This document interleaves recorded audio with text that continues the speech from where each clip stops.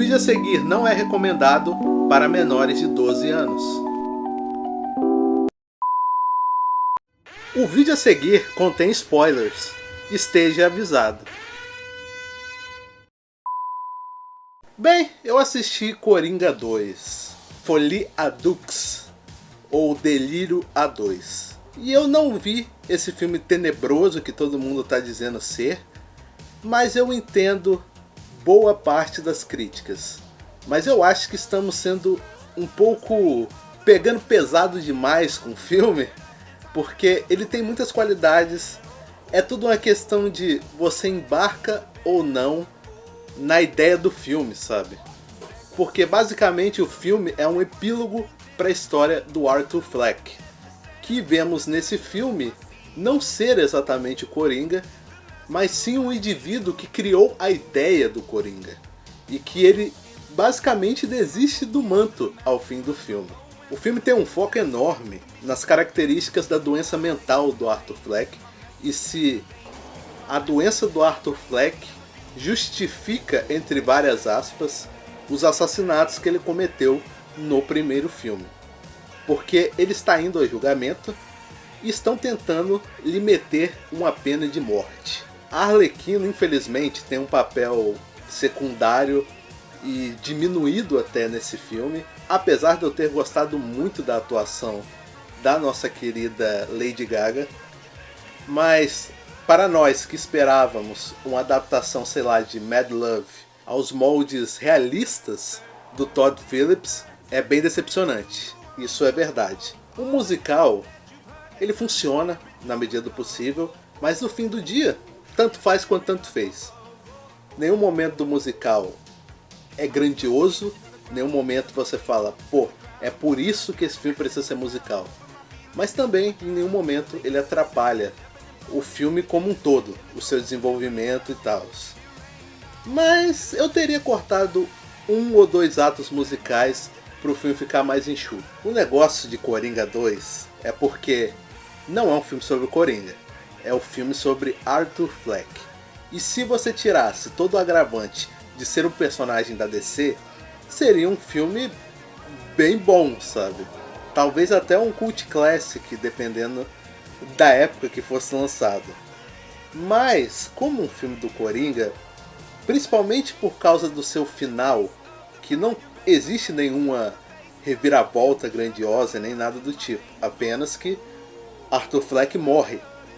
E todo esse ato final em que ele participa do julgamento é bem decepcionante, porque ele abandona o manto de Coringa.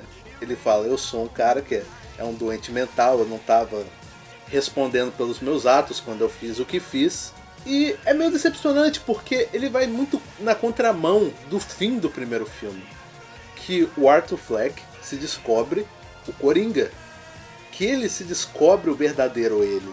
Aqui o Coringa é tratado como uma segunda entidade na cabeça do Arthur Fleck, o que é interessante, mas é muito difícil você, sabe, embarcar nessa onda, porque você fica a todo momento achando, entendi o que ele quis passar com o filme, mas ainda acho um desperdício enorme do personagem e da Arlequina da Lady Gaga. Eu entendo que ele pega essa ideia de que o Coringa nada mais é do que quase que uma maldição em Gotham. Inclusive a série Gotham tentou fazer isso e não deu certo. Eles mataram o personagem do Jerome lá na série de Gotham, viu que não deu certo essa parada de existem vários Coringas e voltaram com o personagem do Jerome. Mas obviamente aqui é feito de uma maneira totalmente diferente, que funciona muito melhor. Que a gente vê a loucura como algo realmente infeccioso nesse lugar ali, principalmente no Asilo Arkham. Mas ainda assim, é um filme que eu consideraria fraco, mas é um filme que você não esquece tão facilmente, mesmo que ele não tenha o impacto do primeiro filme. Muito pelo contrário, eu acho ele muito inferior. Acho que existem várias ideias do primeiro filme que são muito melhores trabalhadas. Coisas do primeiro filme que ficaram em aberto, que esse filme responde, que eu não queria saber. E eu acho também que tem uma coisa de que as pessoas gostaram muito do personagem do Arthur Fleck. idealizaram ele como uma ideia no mundo real. O que eu acho que o Todd Phillips não gostou muito e fez todo esse filme para realmente desmoralizar o personagem e mostrar como que o Arthur Fleck é uma pessoa altamente perturbada, humano em vários sentidos, patético até em outros, o que é interessante, porque ele é um personagem, se a gente adentrar na psique dele, faz um filme fascinante. Só que ao mesmo tempo, eu fui ver Coringa e Arlequina. Eu queria ter visto Coringa e Arlequina. Porque os trailers, eles vendem uma ideia bem diferente. Os trailers vendem essa ideia de um filme maluco, um filme sombrio, triste, mas romântico.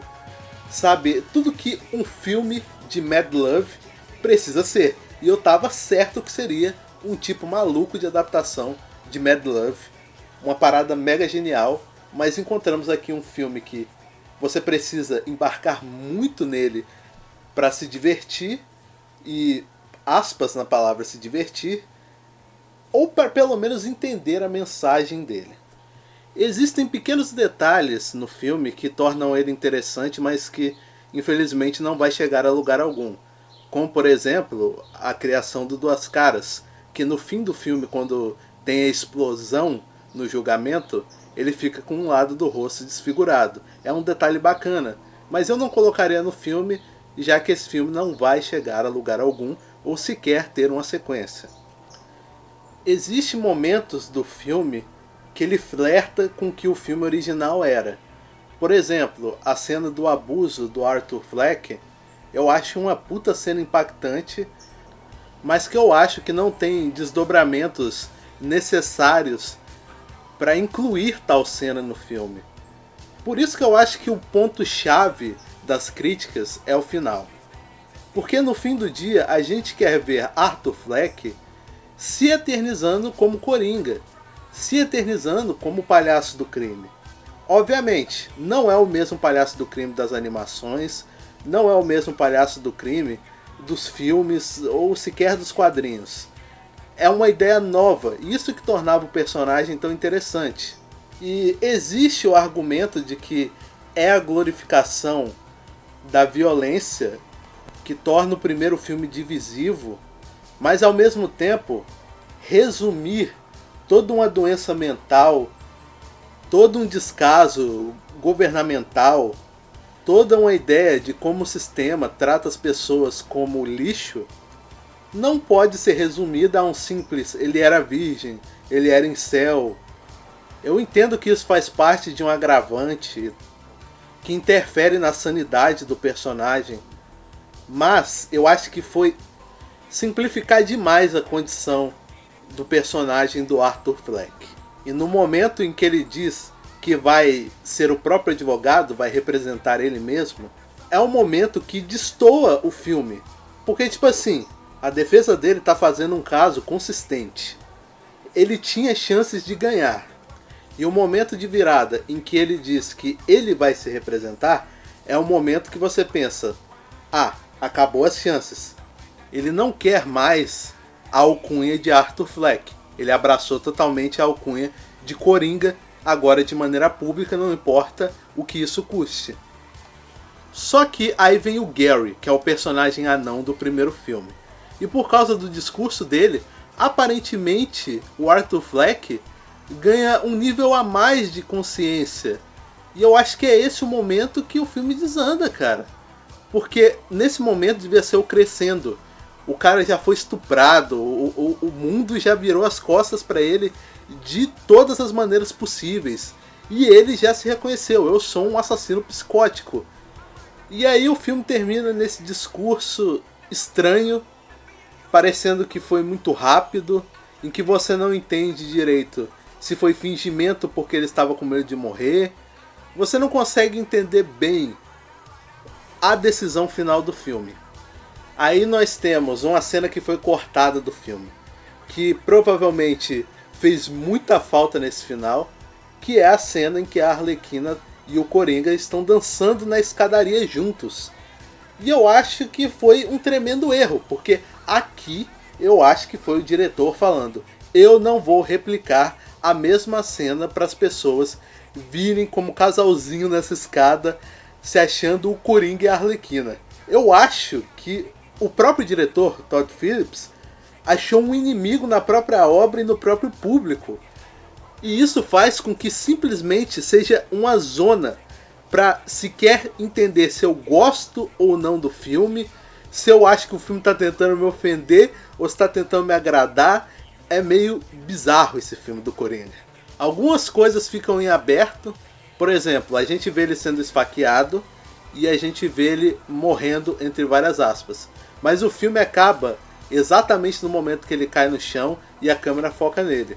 Então, se eles quisessem um terceiro filme falar que o Arthur foi salvo ainda, é possível. É um final em aberto que ao mesmo tempo é fechado. Tem também a ponta do rapaz que mata ele, que ele parece muito mais com a versão Batman do Coringa. Então dá pra se imaginar que se um dia existir um Batman nessa Gotham, ele seria o Coringa para esse Batman.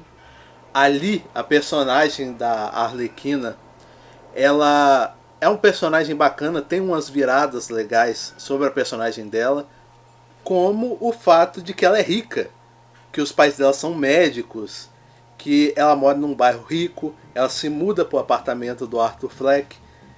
Ela vem de um universo totalmente diferente do dele, o que é uma faca de dois gumes, porque você tira o peso de várias cenas do filme, mas ao mesmo tempo você adiciona essa coisa do encontrou a loucura em qualquer lugar, em qualquer ambiente. E no filme é mostrado que ela se interna de propósito para conhecer o Arthur.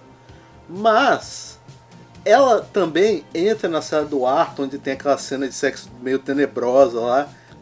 Ela entra em vários lugares para conversar com o Arthur que pessoas normais não conseguiriam.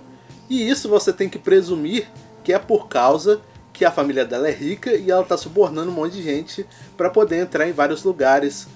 Uma coisa que seria muito interessante de se ver se tivessem mais cenas no filme mostrando a perspectiva dela sobre toda a história.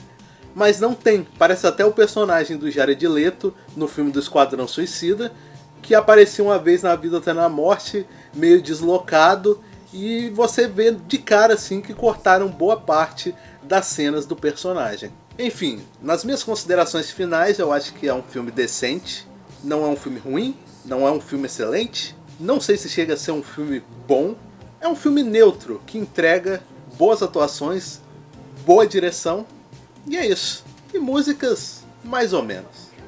Enfim, é isso que eu tinha para dizer sobre Coringa 2, e a gente se vê em um próximo vídeo.